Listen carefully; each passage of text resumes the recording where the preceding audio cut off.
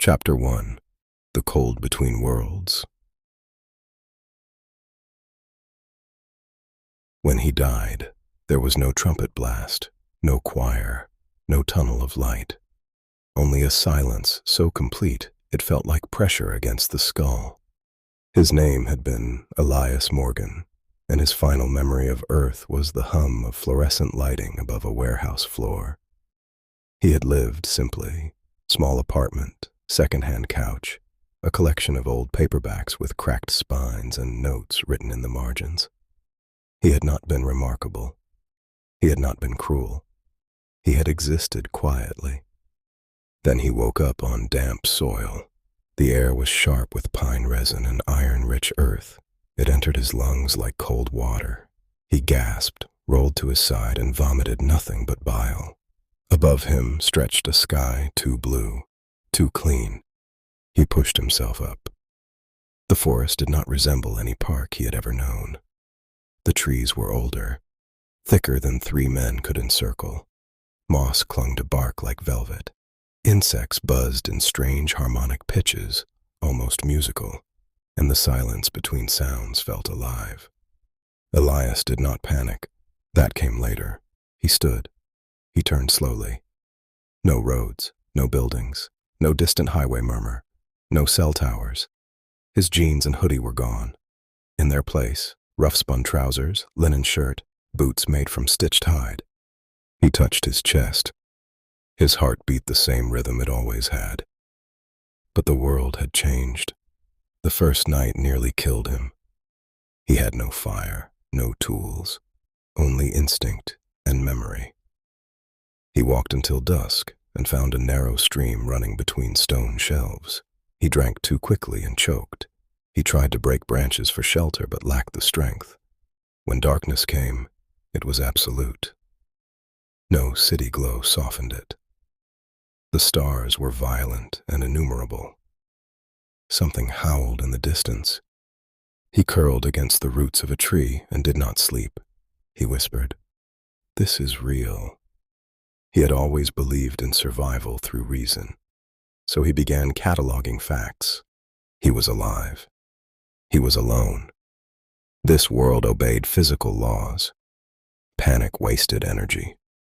By morning, hunger had replaced disbelief. 3 days passed before he saw proof of civilization, smoke on the horizon. He nearly wept at the sight. The village lay beyond a wooden palisade, simple structures of timber and thatch, smoke rising from stone chimneys. Men and women moved with purposeful economy. Chickens scattered beneath wagons. A blacksmith's hammer rang steady and rhythmic. It was medieval, not theatrical medieval, real. Mud, sweat, raw wood. He approached slowly. Guards stood at the gate wearing boiled leather armor and carrying spears tipped in iron. Their speech, when they barked at him, was not English. And yet, he understood it. The meaning entered his mind not as translation, but as comprehension. "State your trade," one demanded. Elias hesitated. "I work," he answered carefully. Laughter. The guard eyed him up and down. "Then you may seek work, but no theft, no trouble." He nodded. He entered. The village was called Branthollow. He learned this over the course of awkward exchanges and careful listening. He learned the currency was copper and silver. He learned that strangers were tolerated only if useful, so he became useful. At first, he hauled water. His shoulders burned, his palms blistered. He slept in a shared loft above a stable in exchange for labor. The smell of hay and manure settled into his hair. He did not complain. He observed. He watched hunters bring in deer strung from poles. He watched butchers portion flesh with practiced hands. He noticed how meat spoiled quickly in warm air. No refrigeration, no salting consistency, inefficiency. He asked questions, not many at once, just enough. When he learned the trails outside the village, he borrowed a crude bow in exchange for splitting firewood for a week. The first time he hunted, he nearly froze. not from fear of death, but from memory. On Earth, meat had come in plastic packaging, clean, anonymous. Here, he watched the animal breathe. When the arrow struck, the sound it made lingered in him long after the body stilled. He knelt beside it. "I'm sorry," he murmured. Then he worked. He skinned carefully. He bled it properly. He carried it back on a pole across his shoulders, spine screaming. He sold the meat cheaper than others, at first. Not to undercut, but because he wanted buyers. Because he needed a foothold.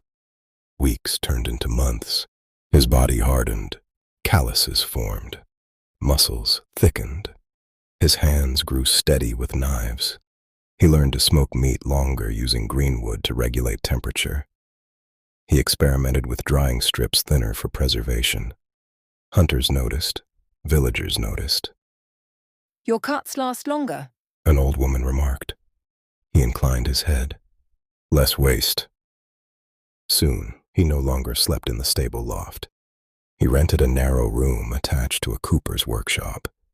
It had a single window and a bed stuffed with straw. It was his.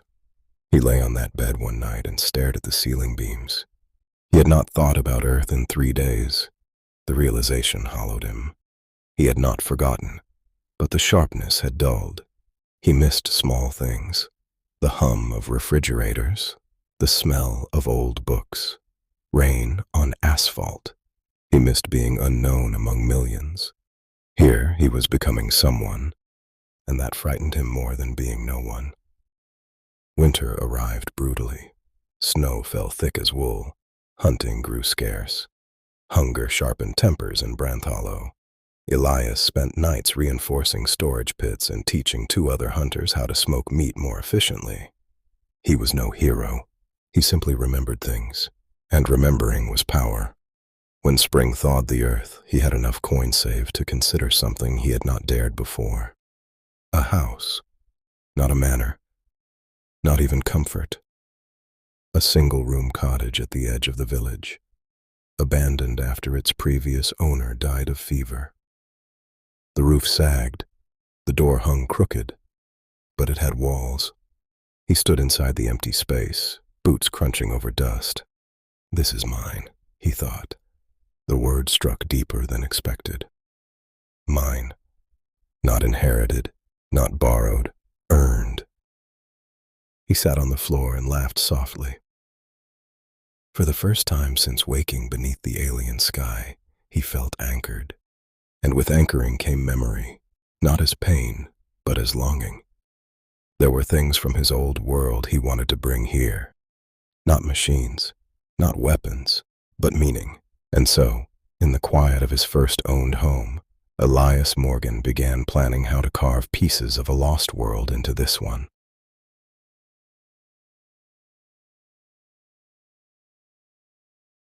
Chapter 2. The Shape of Rest. The wind threaded itself through the loose shutters and whispered against the warped planks. Moonlight spilled through cracks in the roof in pale silver bars. He lay on the floor wrapped in his cloak, staring at rafters stitched with cobweb and shadow. The house smelled of abandonment, dust, stale wood, and the faint mineral tang of old rainwater. He pressed his palm against the packed earth floor. It was cold. In Branthollow, most people slept on straw pallets or rough frames strung with rope. He had done the same for months. It had been sufficient. It had been survivable. But sufficient was not what he wanted. The first thing he would build in this house would not be a table, nor shelves, nor storage racks.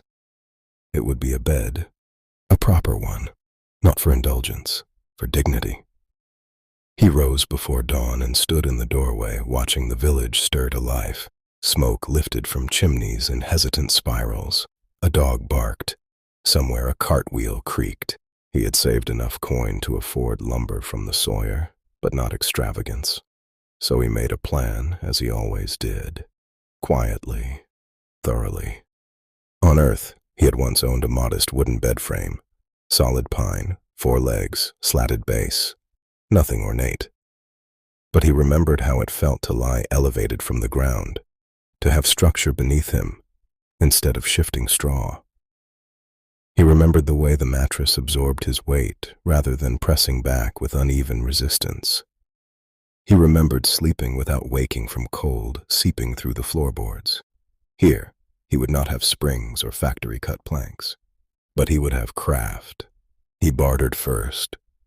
2 cured haunches of venison and a bundle of smoked river fish earned him several lengths of oak from the sawyer's stock, rough cut, still bearing the memory of the tree's curve. Heavy, dense, honest wood. He carried them himself. By the time he reached his cottage, sweat ran down his spine and his arms trembled. He welcomed the ache. It reminded him that this, too, was earned.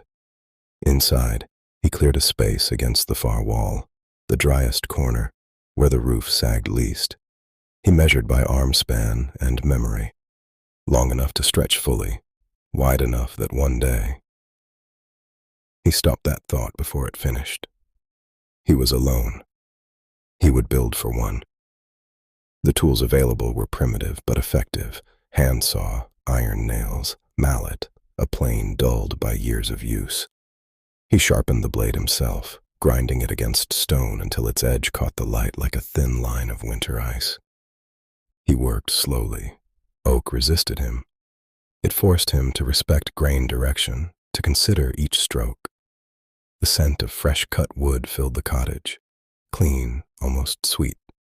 Sawdust clung to his boots and dusted his sleeves. He cut 4 legs first. Thick, solid.